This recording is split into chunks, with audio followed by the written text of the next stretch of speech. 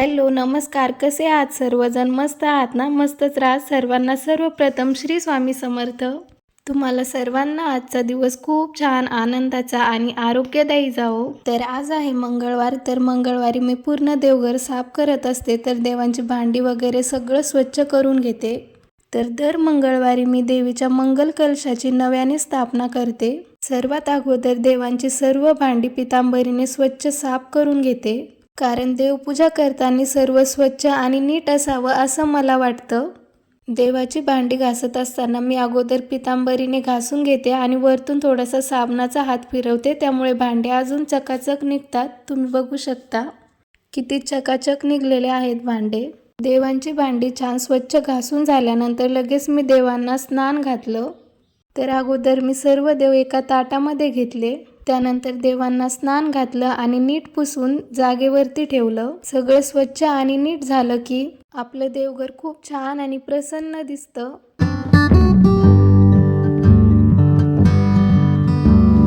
देवांना स्नान घातल्यानंतर लगेच मंगल कलशाची स्थापना करून घेतली. कलशामध्ये ताजे ताजे आंब्याची पानं लावले आणि कलशही छान सजवून घेतला हळदी कुंकू लावून. ह्या नारळाला असं हळदी कुंकू लावलं की खूपच उठून दिसतं देवीचं रूप. मंगळवारी मंगल कलशाची नव्याने स्थापना केली की देवघर अजूनच छान आणि प्रसन्न दिसतं आणि पूजा करायलाही खूप छान वाटतं. घरात थोडा का होईना देवासाठी वेळ काढला की मनाला खूप समाधान मिळतं. हळदी कुंकवाचा मळवट भरल्यानंतर लगेच मी देवीला मंगळसूत्र घातलं. देवीला नथ सुद्धा घातली. यामुळे देवीचं रूप अधिकच खुलून आलं. त्यानंतर मंगल कलशाची स्थापना केली. देवीला गजरा लावला तर बघा किती छान दिसत आहे. तर अशी होती माझी मंगळवारची पूजा. देवपूजा सगळी आटोपल्यानंतर लगेच आता स्वयंपाकाला लागले. तर आज मला बनवायची होती भेंडीची भाजी. तर अगोदर भेंडी कट करून घेते. तर आमच्या घरामध्ये भेंडी सर्वांनाच खूप जास्त आवडते. तर भेंडीसाठी मी अगोदर शेंगदाणे भाजून घेतले आणि त्याच कढईमध्ये 1 ते 1.5 पळी तेल टाकलं आणि अगोदर भेंडी थोडीशी परतवून घेतली. थोडंसं मीठसुद्धा टाकलं त्यात, कारण मिठामुळे भेंडीला थोडंसं पाणी सुटेल आणि ती व्यवस्थित परतेल. भेंडी परतते तोपर्यंत मी इकडे शेंगदाणे वगैरे मिक्सरमधून काढून घेतले. शेंगदाणे काढून झाल्यानंतर लगेच लसूण आणि हिरवी मिरची सुद्धा काढून घेतली. इकडे भेंडी पण छान परतली होती. तर ही भेंडी मी 80 ते 90% अशीच परतवून घेते आणि परतवून घेतलेली भेंडी एका ताटामध्ये काढून घेतली. त्यानंतर त्याच कढईमध्ये 2 ते 3 पळ्या तेल टाकलं, जिरे टाकले, हिरवी मिरची आणि लसूणचा ठेचा टाकला. त्यानंतर परतवून घेतलेली भेंडी टाकली. असं केल्याने भेंडीची चव खूप छान लागते. आपण अगोदर मसाला परतवून घेतला आणि त्यामध्ये कच्ची भेंडी जर टाकली तर मसाला खाली जळतो आणि भेंडी कच्चीच राहते. त्यामुळे मी ह्या पद्धतीने भेंडी करत असते. भेंडी झाल्यानंतर लगेच मी पोळेल ताक बनवलं. तर बघा आता उन्हाळा सुरू झालेला आहे आणि उन्हाळ्यामध्ये आपल्या शरीराला गरज असते ती थंड वस्तूची. उन्हाळ्यामध्ये दही खाल्लेलं खूप चांगलं असतं. त्यामुळे मी दह्याचे असे वेगवेगळे पदार्थ बनवत असते. त्यानंतर आज आमच्या घरी खारोड्या करायच्या होत्या. तर सकाळीच या कण्या शिजून ठेवलेल्या होत्या. त्या अगोदर थंड होण्यासाठी एका ताटामध्ये काढून ठेवल्या. तर आत्ताच माझं घरातलं सगळं काम आवरलं. म्हणजे स्वयंपाक झाला, देवपूजा झाली आणि धुणं बाकी आहे. पण ऊन जास्त होईल त्यामुळे मग वरती आलेलो आहेत आम्ही खारोड्या थापून घेण्यासाठी.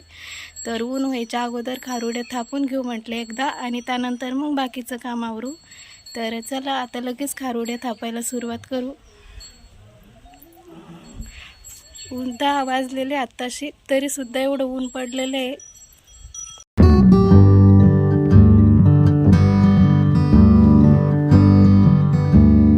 तर खारोड्या करण्यासाठी इथे एक नीट स्वच्छ साडी अंथरून घेतली. अगोदर वाळवणीचा कुठलाही पदार्थ करायचा असेल तर अगोदर वडा तोडावा लागतो. त्यामुळे मी आता अगोदर हा वडा तोडून घेते. त्यानंतरच मग खारोड्या करता येईल. आम्ही यावर्षी खारोड्या करण्यापासूनच सुरुवात केलेली आहे वाळवणीच्या पदार्थामध्ये. हे बघा या कण्या आहे आणि हे पाणी घेतलेलं आहे. थोडं अगोदर असं पाणी लावावं लागतं आणि त्यानंतर मग हे स्थापून घ्यावं लागतं. असं केल्यामुळे खारोडी खाली चिटकत नाही, टाकायला सोपी पडते. त्यामुळे अगोदर पाणी लावायचं.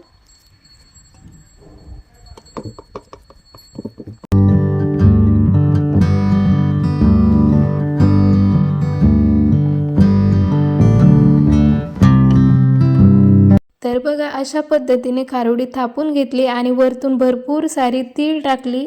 तिळामुळेच खारोडीला खूप छान टेस्ट येते. त्यानंतर मग खारोडी साडीवरती अशी टाकून दिली तर तुम्ही बघू शकता किती छान निघलेली आहे खारोडी. तर अशा पद्धतीने आम्ही सर्व खारोड्या थापून घेतल्या.